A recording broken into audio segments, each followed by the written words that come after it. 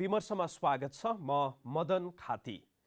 दर्शकवृन्द, आजदेखि प्रतिनिधि सभा विघटन विरुद्धका सबै मुद्दाहरू संवैधानिक इजलासमा सुनवाई हुँदैछ।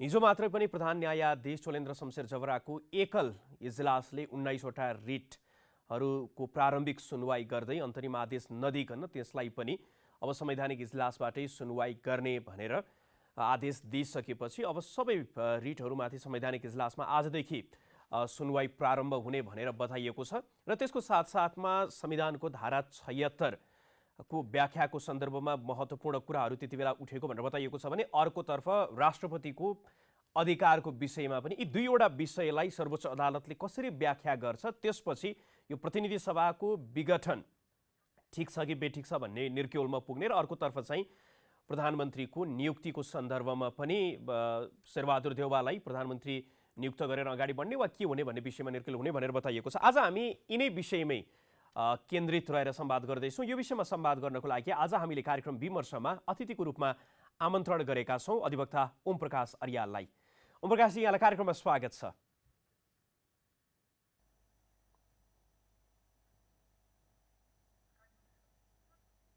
ओम प्रकाशजी, यहाँलाई कार्यक्रममा स्वागत छ। धन्यवाद। अब हिजो यहाँले पनि हेर्नुभयो, सुन्नुभयो, जुन प्रारम्भिक सुनवाई थियो, अब सबै कुराहरू चाहिँ संवैधानिक इजलासबाट हुने भनेर बताइएको छ। अन्तरिम आदेशहरू दिनको लागि पनि अस्वीकार गरियो भन्ने कुरा आइराखेको छ। यहाँले कसरी हेर्नु भएको छ? जसरी प्रारम्भिक सुनवाईदेखि अब आज जसरी अगाडि बढ्दैछ, कसरी हेरिराख्नु भएको छ सर्वोच्च अदालतको भूमिकालाई? अब एउटै विषय एउटै विवादमा संवैधानिक इजलासमा पनि 11वटा मुद्दा दर्ता भएको छ र अर्को सामान्य इजलासमा सामान्य क्षेत्राधिकार अन्तर्गत 19वटा मुद्दाहरू दर्ता भएको अवस्था छ। भनेपछि एउटै प्रकृतिको मुद्दा दुईतिर दर्ता भएको अवस्था। त्यसमध्ये अब ठुलो इजलास भनेको संवैधानिक इजलास हो। अब संवैधानिक इजलासमा विचाराधीन मुद्दा र त्यो इस्युलाई असर पर्ने गरी सामान्यतया अर्को सानो इजलासले निर्णय गर्ने कुरा पनि हुँदैन, कुनै आदेश गर्ने कुरा हुँदैन। त्यस कारणले अब संवैधानिक इजलासमा पठाएको कुरालाई अन्यथा भन्न सकिँदैन, त्यो चाहिँ नियम सम्मत नै छ।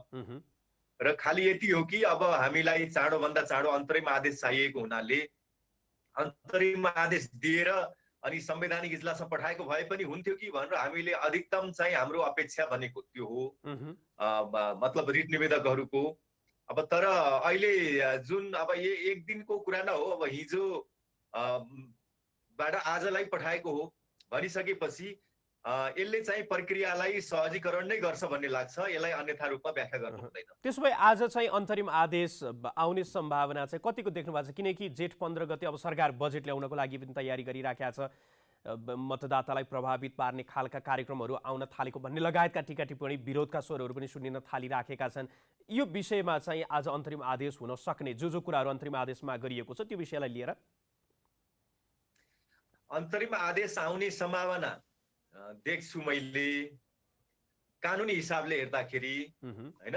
किन भन्दा अहिले चाहिँ तपाईले भन्नुभयो भोलि नै चाहिँ अब बजेट पेश गर्नुपर्ने संविधानमा लेखिएको विषय हो यो।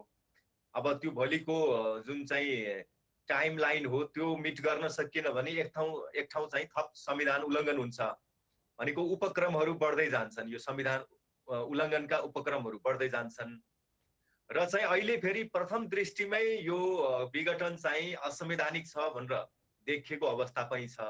योभन्दा अगाडि अदालत स्वयंले व्याख्या गरेको अवस्था छ, त्यो व्याख्याको त्यो आदेशको चाहिँ विपरीत पनि छ।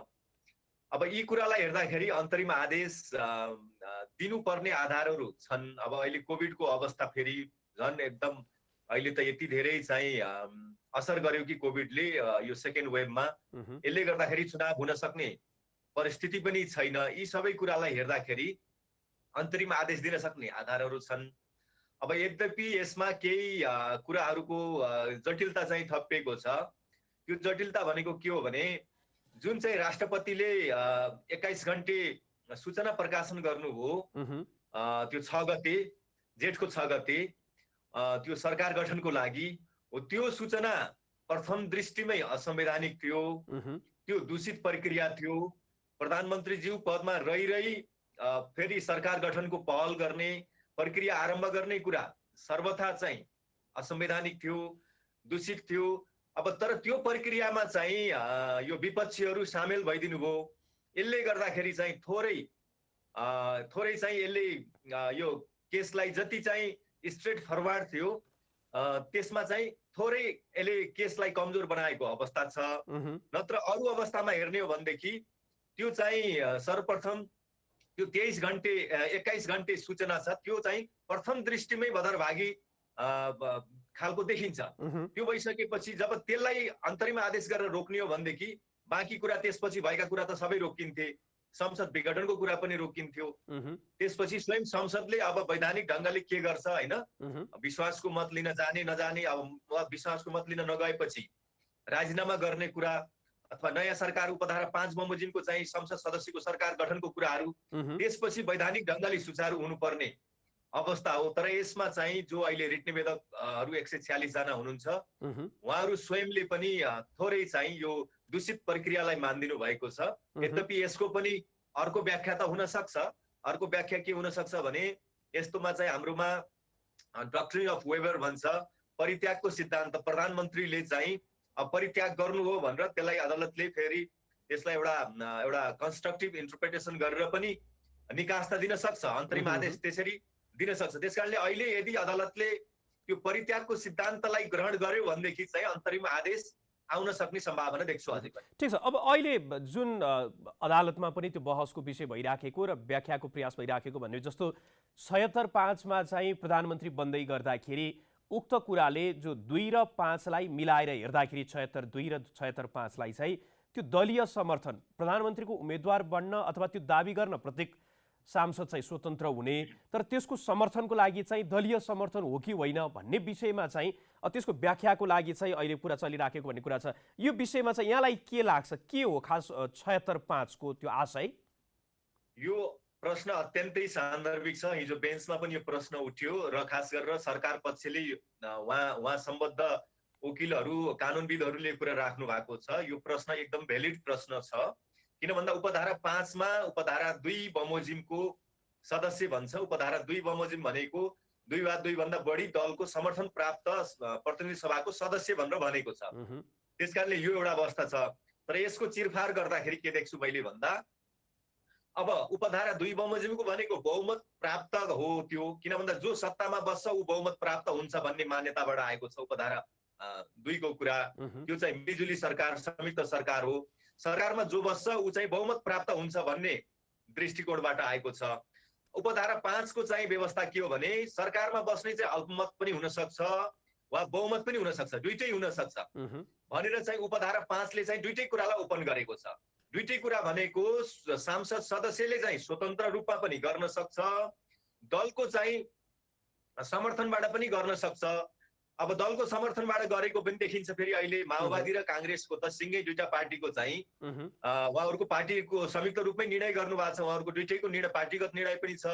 यता जसपा र एमालेको सम्बन्धमा चाहिँ एमालेका अर्को चाहिँ 26 जनाको सम्बन्धमा चाहिँ 26-28 जनाको सम्बन्धमा एउटा कुरा हो। त्यसकारणले त्यो उपधारा 5 बमोजिमको जो चाहिँ संसद सदस्य हो उसलाई चाहिँ 2 वा 2 भन्दा बढी पार्टीको समर्थन प्राप्त भएको पनि हुन सक्छ र त्यसबाट अपुग भयो भने अरू संसद सदस्यले पनि उसलाई चाहिँ समर्थन गर्न सक्ने कुरालाई ओपन गरेको छ त्यसले। त्यसकारणले त्यो भनेको के हो भने अब 2 भन्दा 2 बढीले चाहिँ उसलाई समर्थन गरे भने उनीहरू अब सत्तामै रहने होलान् दलीय हिसाबले गरेको हुनाले।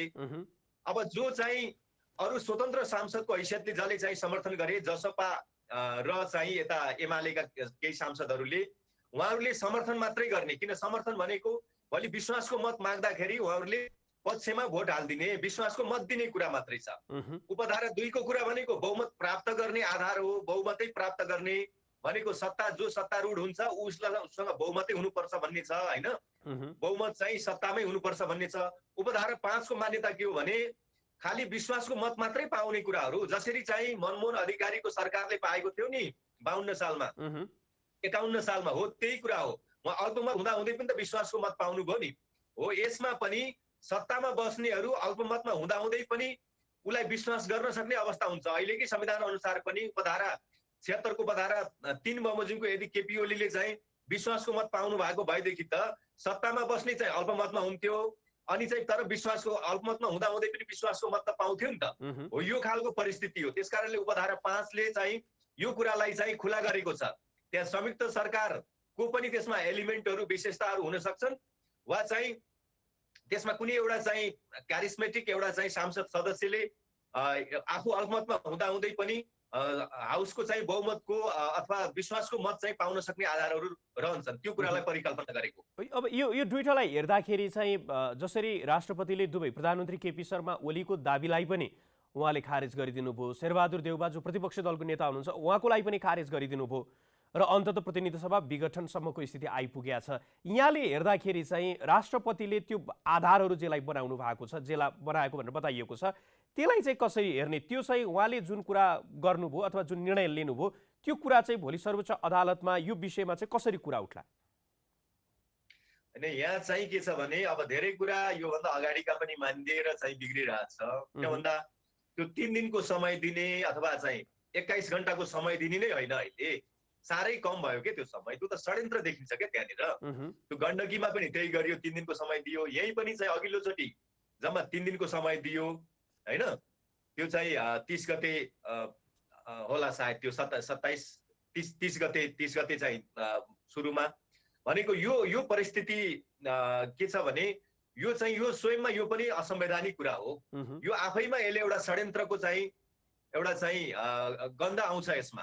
किन भन्दा संविधानको धारा 76 को उपधारा 8 ले चाहिँ यो समयलाई 35 दिनसम्म तन्काउन सकिन्छ भनेको छ। यदि पद रिक्त भयो भने 35 दिनभित्र सरकार निर्माणको कार्य सम्पन्न गर्नुपर्छ भन्छ। अब राष्ट्रपतिले कहाँको 35 दिन, कहाँको चाहिँ 21 घण्टा, 1 दिन पनि नदिने यस्तो हुन्छ। यो भनेको के छ भने जसरी पनि संसद विघटन गराउने, ओली जी काम चलाउ सरकार भएको अवस्थामा संसद विघटन गराउने, ओलीजी मार्फतै चुनाव गराउने अथवा चुनाव भएन भने पनि त्यसको लाभ चाहिँ ओलीजीले पाउने, यो अवस्थाको सुनिश्चितताको लागि मात्रै गरेको देखिन्छ। त्यसकारणले अदालतले यो कुरा पनि हेर्नुपर्छ। यद्यपि विपक्षीहरूले यसमा त्रुटि गरेका छन्। राष्ट्रपतिले जति समय दिनुभयो त्यसैमा खुरुक्क गइदिएको अवस्था छ, जान नपर्ने अवस्थामा पनि गइदिएको छ। राष्ट्रपतिले सरकार गठनको लागि चाहिँ आह्वान गरेको जुन विज्ञप्ति छ त्यो नै अवैध भइरहेको अवस्थामा त्यसलाई मान्दिएको अवस्था छ। हो यो कुरा चाहिँ विपक्षीको पनि त्रुटि छ। यो दूषित प्रक्रियामा विपक्षी सामेल भएको हुनाले केही अप्ठ्यारो पर्या हो। जस्तो यहाँले बताउनु भयो नि, एउटा षड्यन्त्रको श्रृङ्खला अन्तर्गत चाहिँ यो भइराखेको छ। यसले गर्दाखेरि चाहिँ यो मध्यावधि, यो महाव्याधिको समयमा निर्वाचन घोषणा हुनु, त्यो हुँदै गर्दाखेरि प्रधानमन्त्रीलाई के फाइदा? किनकि नागरिकहरूलाई अहिले कोरोनाको समयमा चाहिँ कसरी ज्यान जोगाउने भन्ने छ। यो समयमा चाहिँ प्रधानमन्त्रीलाई यसले के फाइदा, राष्ट्रपतिलाई यसले के फाइदा, अनि उहाँहरूले चाहिँ यो गर्नको लागि किन उद्धत हुनुभयो? उहाँहरूभित्रको आफ्नै कारण हो कि भू राजनीतिको पनि यसमा प्रभाव छ कि यहाँले कसरी हेर्नु भएको छ? हैन, यो चाहिँ मूलतः भू राजनीतिसँगै जोडिएको छ। भू राजनीतिसँग जोडिएको हुनाले नै यो भएको हो। यति ठुलो स्टेपहरू, यति ठुलो संविधानमाथिको आक्रमण, उल्लङ्घन है, यो चाहिँ कुनै न कुनै शक्ति, महाशक्ति, हाम्रो लागि त 3वटा महाशक्ति छ। हामीले 2टा भू राजनीतिक हाम्रो चाहिँ छिमेकी राष्ट्रहरू चाहिँ उत्तर र दक्षिण दुईटै हाम्रो लागि महाशक्ति जस्तै हुन्। अब त्यसै गरेर हामीले अमेरिकालाई पनि महाशक्ति राष्ट्र संसारले मानेको छ। यी 3वटा चाहिँ महाशक्ति हाम्रो लागि महाशक्ति, यी चाहिँ राष्ट्रहरू, यी चाहिँ भू राजनीतिक यो प्रभाव चाहिँ परेको देखिन्छ।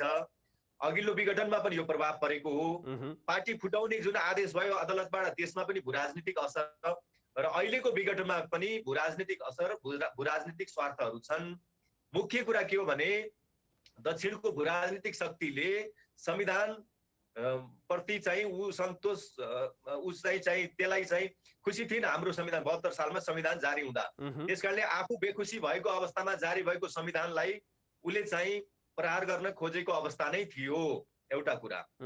अर्को कुरा, त्यसपछि चाहिँ जसरी कम्युनिस्ट पार्टीहरू एकताबद्ध भएर चुनाव लडेर यति भीमकाय बने र यति ठुलो चाहिँ फेरि शक्तिको दम्भ पनि बढ्यो र राज्य अब कब्जा गर्ने कम्युनिस्ट पार्टीले सरकार चलाउनु पर्छ, सिधै सरकार चाहिँ कम्युनिस्ट पार्टीले चलाउनु पर्छ भन्ने कुरा भयो। र त्यही बीचमा चाहिँ चाइनाको प्रभाव पनि अलिक बढाउन खोजियो। चाइनाको कम्युनिस्ट पार्टीसँग सम्बन्ध गाँसियो र चाइनाको उपस्थिति, कम्युनिस्ट पार्टीको यो आधारमा टेकेर चाइनाको उपस्थिति अलिक बन्दै गएको अवस्था पनि। त्यस कारणले गर्दाखेरि के छ भने अब चाइनाको उपस्थिति बढ्ने, चाइनालाई अनुकूल हुने परिस्थितिहरू बढ्दै गएको अवस्था र दक्षिणको शक्तिले संविधान पनि नरुचाएको र चाइनाको उपस्थिति नरुचाएको, पश्चिमा शक्तिले पनि चाइनाको उपस्थिति नरुचाएको अवस्थामा यो संविधान जेसुकै होस्, तर यो चाहिँ पार्टी चाहिँ जसरी पनि यसलाई चाहिँ तहसनस गर्नुपर्छ, यो एक ढिक्का रह्यो भने चाहिँ त्यसमा टेकेर चाइनाले चाहिँ नेपालमा उपस्थिति बढाउँछ भन्ने कुरा त्यो थियो। अब त्यो भएर अब पार्टीलाई जसरी पनि तहसनस गराउनको लागि चाहिँ यसमा चाहिँ विभिन्न किसिमको चाहिँ एउटा मिलेमतो भयो, त्यसमा अदालत पनि मुछियो। यो दुःख लाग्दो पक्ष हो, यो देखिन्छ। त्यसकारणले अहिले जुन संसद विघटन भन्नुहुन्छ, यो संसद विघटन भनेको संविधान विघटनसँग पनि सम्बन्धित छ। त्यसकारणले गर्दाखेरि यो सामान्य अवस्था होइन। तर अब अहिले यहाँले जसरी भू राजनीतिको प्रभावको कुरा गरिराख्नु भएको छ, तर निर्णय गर्ने ठाउँमा त हामीले चिनेका, देखेका, जानेका, जनताबाटै निर्वाचित भनिएका, जनताले निर्वाचनमा विश्वास गरेका व्यक्तिहरू छन्। उनीहरू आफ्नो विवेकलाई चाहिँ बन्दकी राखेर शक्ति केन्द्रले जसरी नचाउन खोज्छ त्यही अनुसार नाचेको भने कसरी विश्वास गर्ने? यो उनीहरू मध्ये धेरै जसो कसरी आएका छन् तपाईँलाई थाहा नै होला। उनीहरूको चाहिँ राजनीतिमा कसरी स्थापित भएका छन् भने उनीहरू राजनीतिमा स्थापित हुनुमा अर्थ राजनीतिक आधारहरू जसको बलियो छ ऊ राजनीतिमा स्थापित भएको छ, ऊ मूलधारमा छ। त्यसकारणले यो कुरा हामीले बिर्सनु हुँदैन। त्यहाँ चाहिँ आफ्नो विवेकको प्रयोग गर्ने मान्छेहरू नै बहुमतमा छन्, उनी नै मूलधारमा छन् भन्ने कुरा छैन। त्यसकारण उनीहरू के हो भने आफ्नो अर्थ राजनीतिक आधारमा टेकेका छन्। त्यो अर्थ राजनीतिक आधारलाई चाहिँ भू राजनीतिक आधारले चाहिँ मद्दत गरेको छ। त्यसकारणले गर्दाखेरि कुरा फेरि पनि भू राजनीतिसँग जोडिन्छ। यो पार्टीको मूल नेतृत्व, मूल प्रवाह जो छ प्रत्येक पार्टीमा चाहिँ त्यो एउटा अर्थ राजनीतिक आधारमा टेकेको छ र त्यो चाहिँ भू राजनीतिसँग त्यसको एउटा गठमेल चाहिँ हुन्छ। भू राजनीतिसँग त्यसको अनुकूलता भयो भने त्यो त्यसले आफ्नो शक्ति विस्तार गर्दै जान्छ। भू राजनीतिसँग त्यसको सम्बन्ध कमजोर भयो भने उसको चाहिँ देशभित्रको उसको अर्थ राजनीतिक आधार पनि खस्किँदै गइरहेको अवस्था छ। त्यसकारणले यो सामान्य परिस्थिति हामीले यिनीहरूले चाहिँ किन आफ्नो विवेक प्रयोग गरेनन् भनेर भन्छौँ। विवेक प्रयोग गर्ने अवस्थामा धेरै जसो सांसदहरू हुनुहुन्न, उहाँहरूलाई माथिको नेतृत्वले चाहिँ प्रभावमा पारेको छ। माथिको नेतृत्वलाई चाहिँ राजनीतिक चाहिँ एउटा चाहिँ स्वार्थ समूहहरूले, भू राजनीतिक शक्तिहरूले चाहिँ कन्ट्रोल गरिरहेको अवस्था छ। जस्तो अब प्रधानमन्त्रीकै कुराकानी गर्दाखेरि उहाँको सत्तारोहणदेखि शक्ति आर्जन सबैको त्यो जग हेऱ्यो भने चाहिँ नाकाबन्दीको समय एउटा राष्ट्रवादी छवि, अहिले आएर हेर्दाखेरि चाहिँ नागरिकताको विषयमा पनि उहाँको आलोचना भइराखेको देखिन्छ। पछिल्लो समय उहाँलाई चाहिँ हिजो जुन अडान उहाँले जुन समयमा लिनुभएको थियो त्यो विषयलाई लिएर पनि प्रश्न। यहाँ आफैले चाहिँ उहाँको शक्ति आर्जन र सत्तारोहण, शक्ति आर्जनदेखि आजको अवस्थासम्म जुन स्थिति देखा परिराखेको छ, कसरी विश्लेषण गर्नुहुन्छ? होइन, उहाँ चाहिँ चतुर मान्छे हो भन्ने कुरा अब कसैले चाहिँ अस्वीकार गर्नुपर्ने अवस्था छैन। उहाँले कतिखेर के गर्नुपर्छ भन्ने कुरा, कस्तो सम्बन्ध राख्नुपर्छ भन्ने कुरा उहाँलाई थाहा छ। त्यसकारणले उहाँले चाहिँ एउटा राष्ट्रवादको चाहिँ त्यो पहिरन त उहाँले ओढ्नु नै भएको छ, अहिले पनि ओढ्नु भएको छ उहाँले। तर भित्रभित्रै उहाँले चाहिँ नाजायज सम्बन्धहरू पनि राख्नु भएको छ। अनि उहाँलाई सञ्चालन गर्ने जुन उहाँको वरिपरिका चाहिँ एउटा व्यापारिक समूह पनि छ, जो चाहिँ जसको चाहिँ त्यो व्यापारिक समूह खालि एउटा अर्थ राजनीतिक आधार मात्रै होइन, त्यो व्यापारिक समूहको चाहिँ एउटा भू राजनीतिक सम्बन्ध पनि छ, भू राजनीतिक शक्तिहरूसँग पनि सम्बन्ध राखेको छ। त्यसकारणले गर्दाखेरि त्यो चाहिँ त्यो जगमा उहाँले राजनीति गरिरहेको, जनतालाई देखाउनलाई केही चाहिँ उहाँले राष्ट्रवादको चाहिँ नाराहरू पनि लाउने कुरा कहिलेकाहीँ। तर त्यो के भयो भने त्यसले एउटा चाहिँ त्यो भू राजनीतिक शक्तिलाई ब्ल्याकमेल गर्ने, कहिले चाइना कार्ड खेल्ने, कहिले चाहिँ इन्डियन कार्ड खेल्ने। अहिले चाहिँ उहाँले इन्डिया कार्ड खेल्नु भएको छ। किन भन्दा चाइनाले जब चाहिँ तिम्रो पार्टी मिलाऊ भनेर भनिदियो उहाँलाई, होइन, पार्टीले जे भन्छ त्यही गर, पार्टीको निर्णय मान भनेर त्यहाँको एउटा भाइचाराको सम्बन्ध छ नि त चाइनासँग। त चाइना त सिङ्गो देश नै पार्टीले चलाएको, त्यसकारणले त्यहाँको राजदूतले पनि पार्टीकै लाइनमा कुरा गर्छन्। भनेपछि चाइनाको एउटा पोलिसी के रह्यो भने कम्युनिस्ट पार्टी तिमीहरू नफुट, बरु चाहिँ केपी ओलीले सरकार छोड्नु परे पनि छोडिदिनु पर्छ, तर तिमीहरू फुट्नुहुन्न भनेर जुन दिन भने त्यो दिनदेखि चाइनालाई ब्ल्याकमेल गर्नको लागि उनले चाहिँ इन्डिया कार्ड खेलिरहेका छन्। त्यसकारणले केपी ओलीको चाहिँ कहिले चाइना कार्ड खेल्ने, कहिले इन्डिया कार्ड खेल्ने परिआयो भने अब अर्को पश्चिमा कार्ड पनि खेल्न सक्छन् उनले। त्यसकारणले अब उनी चाहिँ कतिखेर राष्ट्रवादी हुन्छन् र कतिखेर राष्ट्रघाती हुन्छन् भन्ने कुरा त्यो उनको स्वार्थमा भर पर्ने कुरा छ। अब यहाँले जुन अगाडिदेखि बताइराख्नु भएको छ भू राजनीतिको जस्तो चीनलाई घेर्नको लागि भारत र अमेरिका एक ठाउँमा आएको जस्तो देखिन्छ। यो अवस्थालाई हेर्दाखेरि नेपालभित्रको हेऱ्यो भने हिजोको दिनमा जो एमसीसीको कट्टर समर्थक थिए र एमसीसीका कट्टर विरोधीहरू अहिले दुवै मिलेर सर्वोच्च अदालतमा एउटै रिट निवेदन लिएर पुगिराखेका छन्। केपी शर्मा ओली अहिले फेरि त्यो दुईको अलिक फरक ढङ्गले उहाँ अगाडि बढिराख्नु भएको छ। यसलाई चाहिँ कसरी हेर्ने? यो एमसीसीको पक्ष विपक्षका मान्छेहरू एक ठाउँमा आएर अहिले जुटिराखेको गठबन्धन बनिराखेको छ नि। अब एमसीसी को बारेमा त जसरी चाहिँ अब यहाँ बहस चलिरहेछन्, हेर्नुहोस् है, कतिपय कुराहरू अब बहस जसरी एउटा चाहिँ चल्नु पर्ने हो त्यो चलाइको ढङ्ग चाहिँ नपुग्दाखेरि त्यसले झन् अप्ठ्यारो परिस्थिति पनि सिर्जना गर्छ। किन भन्दा यो चाहिँ जुन एमसीसी को कुरा यसरी उचालिँदाखेरि अमेरिकासँगको सम्बन्ध मैले यसको एमसीसीको विषयमा त्यसको गुण र दोष भन्दा पनि यहाँले अगाडिदेखि जुन कुरा बताइराख्नु भएको छ कि पश्चिमाहरू र भारतीयहरू जसरी चाहिँ नेपालमा खेल्न खोजिराखेका छन्, चीनको पनि जुन स्वार्थ छ उनीहरूको फरक फरक हुँदाहुँदै पनि नेपालभित्रका जो शक्तिहरू हिजो जो निकट र अलिक विरोधी जस्तो देखिन्थे उनीहरू अहिले एक ठाउँमा आउनुको कारण चाहिँ यो कसरी बुझ्ने के यसलाई? अब खै कोलाई भन्नुभयो होइन, त्यो चाहिँ म अब त्यति बुझिन त्यो कुरा होइन।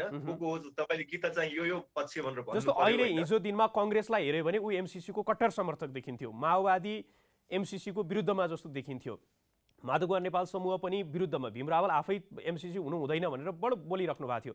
आजको दिनमा हेर्दाखेरि त उहाँहरू एक ठाउँमा हुनुहुन्छ, प्रधानमन्त्री देउवालाई बनाउनुपर्छ भनेर सर्वोच्च अदालतमा पुग्नु भएको छ। यसलाई कसरी बुझ्ने? यो चाहिँ यो अहिलेको जुन गन्जागोलको स्थिति छ त्यसमा चाहिँ उहाँहरूको गठजोडको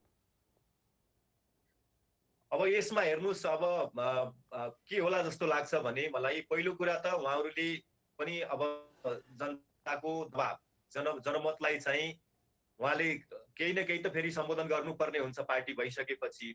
अहिले जनमत के छ भने जसरी पनि संविधानलाई हामीले जोगाउनु पर्छ, यो चाहिँ संसद विघटन मात्रै होइन यो संविधानको विघटनसँग सम्बन्धित छ भनिसकेपछि त्यो पक्ष अहिले हाबी भएको छ। त्यो हिसाबले चाहिँ अहिले एक ठाउँमा आएको होला। उहाँहरूका बिचमा फेरि एमसीसी को सम्बन्धमा मतभेद त कायमै छन् भन्ने लाग्छ, एमसीसी लगायतका विषयहरूमा होइन। उहाँहरू पार्टी नै अलग हो, पार्टी एउटै त भएको होइन। खालि एउटा चाहिँ अहिले जसरी पनि संसद जोगाउने र संविधान जोगाउने भन्ने कुरा र चाहिँ केपी ओलीको जुन एउटा यो निरङ्कुशता छ र केपी ओलीले कुनै पनि समय राष्ट्रलाई ठुलो घात गर्न सक्छन् भन्ने कुरा जे उहाँहरूले बुझ्नु भएको छ। यो भइरहेको परिस्थिति भन्दा पनि धेरै प्रतिकूल परिस्थिति, हामीले सम्हाल्न नसक्ने परिस्थिति, ठुलो सङ्कट आउन सक्छ, त्यतिखेर हाम्रो हातभन्दा बाहिर जान्छ भनेर चाहिँ कम्तीमा एउटा यो लोकतान्त्रिक स्पेस, एउटा चाहिँ यो संवैधानिक स्पेसलाई चाहिँ जोगाउँ है, हामीहरू बिचमा एउटा राजनीति गर्नलाई, हामीहरू बिचमा प्रतिस्पर्धा गर्नलाई पनि भन्ने हिसाबले उहाँहरू एक ठाउँमा आएको हुन सक्छ। अब म सभामुखको भूमिका, उहाँले हिजो जसरी चाहिँ विभिन्न संविधानविदहरूसँग स्वयं यहाँ पनि त्यहाँ उपस्थित हुनुहुन्थ्यो, छलफल गर्दाखेरि जसरी उहाँ केही सक्रिय हुन खोजिराखेको जस्तो भान अहिले मिलिराखेको छ, यहाँ आफैले चाहिँ सभामुखको भूमिका चाहिँ कस्तो हुनुपर्छ भन्ने ठान्नुहुन्छ अहिले यो अवस्थामा? अब सभामुखको भूमिका के हो भने अब उहाँको भूमिका कस्तो हुने भन्ने कुरा दुईटा कुरालाई आधार मान्दाखेरि हामी आफै निर्क्युल गर्छौँ। एउटा चाहिँ अहिले संसद जुन विघटन, अब यसलाई चाहिँ विघटन अब अदालतले पुनर्स्थापन नगर्दासम्म विघटन नै हो भन्ने एउटा मान्यता होला। त्यो चाहिँ एउटा हामीले के छ भने त्यो कानुनी संविधानवादमा रहेर हेर्दाखेरि अब एक किसिमले त्यो प्राविधिक पक्ष हो। तर एउटा चाहिँ फेरि राजनीतिक संविधानवादको हिसाबले हेर्ने भने यो बिचमा के अरूको कसैको भूमिका नै हुँदैन त? कसैले अनधिकृत ढङ्गले विघटन गर्यो भने कि त्यसलाई चाहिँ अदालतले पुनर्बहाली नगर्दासम्म त्यसलाई मानिदिराख्नु पर्ने हो त? सबै चाहिँ उयो अदालततिरै मात्रै हेरेर बस्ने, टोलाएर बस्ने हो त भनेर भन्ने कुरा हुन्छ। त्यस कारणले अब चाहिँ हो यो विघटन चाहिँ अब एउटा चाहिँ भाग छ, अदालतले जे गर्छ त्यही हो भन्ने हो भनेदेखि अब सभामुख एक्लै हो उहाँ होइन। सभामुख भनेको अर्को चुनाव नहुँदासम्मलाई उहाँले अर्को चाहिँ त्यो मनोनयन उम्मेदवारको रूपमा मनोनयन दर्ता नगर्दासम्म सभामुखै रहनुहुन्छ। त्यतिखेर उहाँले खेल्ने भूमिका केही अब सीमित नै हुन्छ होला। अब यसलाई चाहिँ होइन चाहिँ त्यत्रो चाहिँ 150 जना, 149 मा पछि एकजना थपिनु भएको छ, 150 जना त स्वयं प्रधानमन्त्रीको यो विघटनको कदम विरुद्धमा हुनुहुन्छ र चाहिँ यो अनधिकृत हो भन्ने हो भनेदेखि यो बिचमा चाहिँ संसदले हामी जीवित छौँ, संसद जीवित छ र हामीले केही न केही क्रियाशीलता यसलाई चाहिँ क्रियाशील बनाउने, यो चाहिँ अहिले सुसुप्त भएको अवस्थामा क्रियाशील कसरी बनाउने भनेर एउटा राजनीतिक संविधानवादको दृष्टिकोणबाट आफ्नो भूमिका निर्वाह गर्नुपर्ने हुन्छ। त्यसकारणले हामीले संविधानको कुरा गर्दाखेरि केवल कानुनी संविधानवादको कुरा मात्रै नगरौँ। कानुनी संविधानवादको कुरा हो भनेदेखि त अदालतले मात्रै मूलत अदालतले मात्रै हेर्ने विषय भयो, अरू कसैको त्यहाँ जिम्मेदारी नै नहुने जस्तो विषय भयो। राजनीतिक संविधानवादको जुन चाहिँ कुरा छ त्यसमा त अरू चाहिँ स्टेक होल्डरहरूले, राज्यका अरू अङ्ग, राजनीतिक पार्टीहरूले यसमा बहस पैरवी चलाउनु पर्छ। आफ्ना भूमिकाहरू चाहिँ त्यसमा एउटा क्रिएटिभली आफ्नो भूमिकाहरू उहाँहरूले चाहिँ खेल्नु पर्ने हुन्छ ताकि त्यसले यहाँलाई के लाग्छ उहाँको भूमिका चाहिँ अहिले जस्तै बहस चलाउने, अन्तर्क्रिया गर्ने, टिप्पणी गर्ने, विज्ञप्ति जारी गर्नेमा मात्रै सीमित हुनुपर्छ कि त्यो एक्सनमा पनि देखिनु पर्यो, अथवा त्यो हो भने चाहिँ कस्तो उहाँले काम गर्नुपर्छ? हैन, एक्सनमा जाने हो भने त पहिलो कुरा सांसदहरू जो बहुमत हुनुहुन्छ, सुविधाजनक बहुमतमा हुनुहुन्छ, उहाँहरूले अहिले चाहिँ संसद विघटन भएको भन्दा पनि यो सुसुप्त अवस्थामा छ। यो चाहिँ यस्तो अवस्था बनाउनुमा यो प्रधानमन्त्री र राष्ट्रपतिको कारणले हो। राष्ट्रपति र प्रधानमन्त्रीले संविधान उल्लङ्घन गर्नु भएको छ भन्ने ठहर गर्नु पर्यो। जब संविधान उल्लङ्घन गरेको ठहर गरिन्छ भनेदेखि त्यो अनुसारको एक्सन हुनु पर्यो। टिप्पणीमा मात्रै, टिप्पणी गर्दा, आलोचना गर्दा मात्रै संविधान उल्लङ्घन भयो भन्ने, तर चाहिँ एक्सन त्यो अनुसारको नदिने गर्नु हुँदैन। संविधान उल्लङ्घन हो भनेदेखि त त्यो चाहिँ कानुनी कारबाहीको विषय हो, पदमुक्त गर्नुपर्ने विषय हो। संविधान उल्लङ्घन गरेकोमा राष्ट्रपतिज्यूलाई महाभियोग लाग्छ, त्यसै महाभियोगको चाहिँ बारेमा छलफल गर्नु पर्यो नि त। भन्दा संविधान उल्लङ्घन भन्ने अनि टिप्पणीमा सीमित रहन पाइन्छ र भनेको कि संविधान उल्लङ्घन भनेपछि त कारबाहीको प्रक्रियामा जानुपर्छ हो। कारबाहीको प्रक्रियामा जाने हो भने पदमुक्त गर्नको लागि जे गर्नुपर्ने हो त्यही गर्नुपर्ने हो।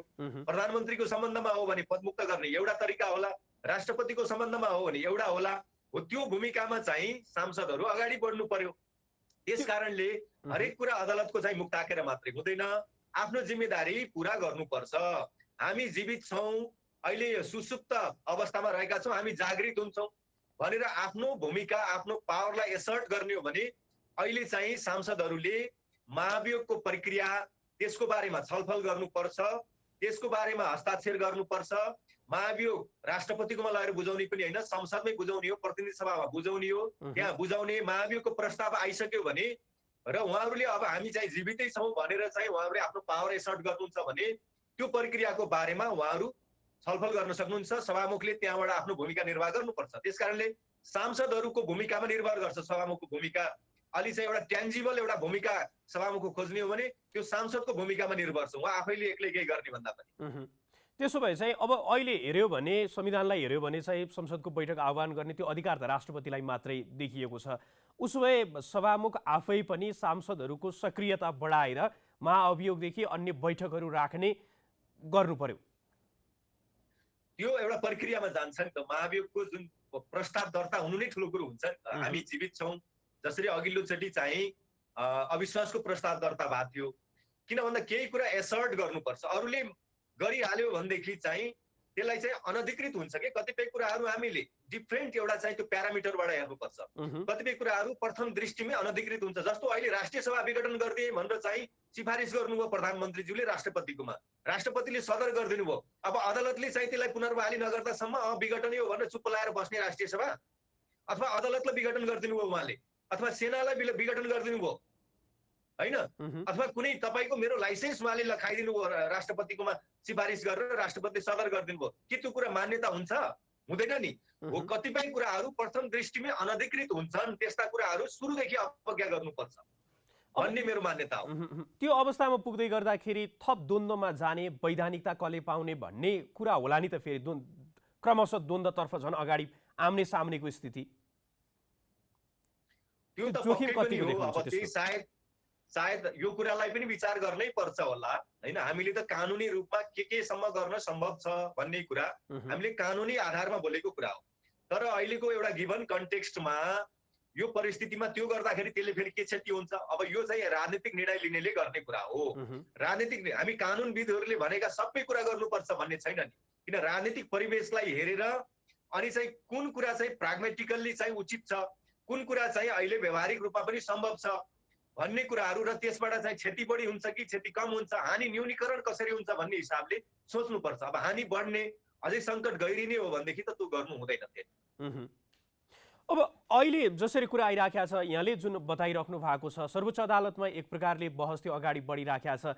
अहिले प्रधानमन्त्रीलाई सर्वोच्च अदालतकै उहाँले अवमूल्यन गर्नुभयो, त्यसरी पनि कुराहरू अगाडि बढाउनुपर्छ भन्ने कुरा पनि आइराखेको छ। पुस 5 को चाहिँ जुन त्यति बेला विघटन गर्दाखेरि सर्वोच्च अदालतले फागुन 11 गते जुन फैसला गरेको थियो त्यसलाई पनि प्रधानमन्त्रीले चाहिँ उल्लङ्घन गर्नुभयो। त्यसकारणले गर्दाखेरि अदालतको अवहेलना सम्बन्धीको कुरा पनि, यसलाई चाहिँ यहाँले कसरी हेर्नु भएको छ? अब यो विचाराधीन छ होइन। मेरो चाहिँ अवहेलनाको सम्बन्धमा मेरो आफ्नो केही दृष्टिकोणहरू छ, कतिपय कुराहरू। अब अदालतको अवहेलना भनेको अदालतको आदेश वा चाहिँ निर्णय चाहिँ को अवज्ञाको कुरा हो मूलतः, वा अदालतको काम कारबाहीमा अवरोध गरेको कुरासँग सम्बन्धित हुन्छ। अब अदालतको व्याख्या विवेचनाको सम्बन्धमा ठ्याक्कै चाहिँ त्यो अवहेलना भन्दा पनि त्यसको चाहिँ अर्को ढङ्गले हामीले चाहिँ व्याख्या गर्नुपर्ने हुन्छ। त्यसकारणले अब अहिले चाहिँ रिट निवेदकहरूले कसरी लानु भएको छ, ठ्याक्कै आदेशकै अवज्ञा भएको भन्ने हिसाबले लानु भएको छ कि अब कुन हिसाबले लानु भएको छ त्यो मैले हेरेको छैन। तर मेरो दृष्टिकोण के हो भने व्याख्या विवेचनाको चाहिँ अवलम्बन नगर्दाको परिस्थिति एउटा हुन्छ, त्यो अप्रत्यक्ष किसिमको अवहेलना होला। तर प्रत्यक्ष अवहेलना हुनको लागि चाहिँ मूलतः आदेश र निर्णयहरूको चाहिँ अवज्ञा भएको हुनुपर्छ वा अदालतको काम कारबाहीमा अवरोध गरेको हुनुपर्छ भन्ने हो। बरु अवहेलना त अहिले चाहिँ संसदको अवहेलना भएको छ है। संसदको अवहेलनामा सभामुखले कारबाही गर्न सक्नुहुन्छ, 3 महिना थुन्न सक्नुहुन्छ। अब यो धारा 103 लाई हेर्दाखेरि त्यो देख्छु मैले चाहिँ, एउटा त्यो देखिन्छ।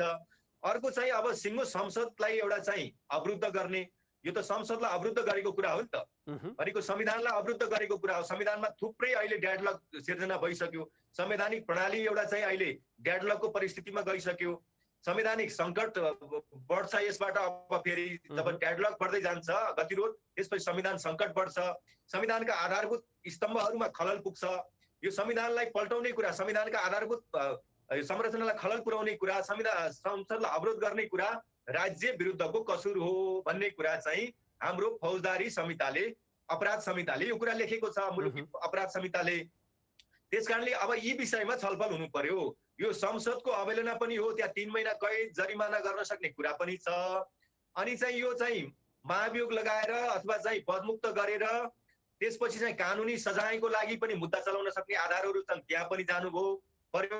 किन भन्दा यो जवाबदेहीताको प्रणालीलाई क्रियाशील गर्नु पर्यो। खालि चाहिँ संसद चाहिँ पुनर्स्थापना गर्ने, तलबत्ता खाने, सरकार गठन गर्ने कुराको लागि होइन। नेपाली जनताले तपाईहरू विपक्षीहरूलाई चाहिँ त्यसको अपेक्षा गरे होइन। अब यस्ता कुराहरू ओलीले गर्नु, उहाँलाई पनि विद्या भण्डारी र ओली गर्नु, उहाँलाई सजाय गर्नुहोस्, जवाबदेही बनाउनुहोस् र भोलि त्यस्तो नजिर बसोस् कि तपाईँहरूले गर्नुभयो भने पनि तपाईँहरू पनि सजायको भागीदार हुनुपर्ने अवस्था आओस्, अथवा तपाईँहरूले पनि सजायको भागीदार हुनुपर्छ भन्ने डरले यस्तो काम गर्ने दुस्साहस नगर्नुहोस् भन्नको लागि चाहिँ जवाबदेहीताको प्रणालीलाई क्रियाशील गर्नको लागिमा यो पहिलो एजेन्डा, यो अहिलेको संसदको चाहिँ यसलाई पुनर्स्थापित गरेर यसको चाहिँ क्रियाशील गरेर यसको पहिलो एजेन्डा नै जवाबदेहीतासँग सम्बन्धित हुनुपर्छ। सरकार निर्माणको सँगसँगै जवाबदेहीताको प्रणालीलाई कसरी क्रियाशील गर्ने र संविधानमाथिको क्षति पटक पटक चाहिँ नदोरिन दिनको लागि कसरी सुनिश्चित गर्ने भन्ने कुरामा छलफल चलाउनुपर्छ। हस्, यहाँले आफ्नो निकै महत्त्वपूर्ण समय हामीलाई उपलब्ध गराइदिनु भयो र अहिले जसरी संसद विघटन, त्यसपछि जुन विकसित राजनैतिक घटनाक्रम र सर्वोच्च अदालतमा जसरी प्रक्रिया अगाडि बढिराखेको छ त्यो विषयमा पनि विभिन्न जिज्ञासाहरूलाई मेट्ने अथवा त्यो स्पष्ट पार्ने प्रयास गरिदिनु भयो। यहाँको महत्त्वपूर्ण समय र महत्त्वपूर्ण विचारको लागि यहाँलाई धेरै धेरै धन्यवाद। हस्, यहाँलाई पनि धन्यवाद। हस्, उहाँ हुनुहुन्थ्यो अधिवक्ता ओम प्रकाश अर्याल। आज उहाँसँग हामीले मुख्य गरी त पछिल्लो समय विकसित राजनीतिक र संवैधानिक जसरी चाहिँ त्यो कानुनी लडाई पनि यति बेला सरकार र विपक्षी गठबन्धन बीच देखा परिराखेको छ र सभामुखको भूमिकाको विषयमा पनि चर्चा परिचर्चा चलिराखेको छ, यिनै विषयमै केन्द्रित रहेर संवाद गऱ्यौँ। आजको लागि कार्यक्रम विमर्शलाई निर्धारित समय सकिएको छ। जनताद्वारा जनताका लागि प्रसारित जनता टेलिभिजन हेरिरहनुहोस्। नमस्कार।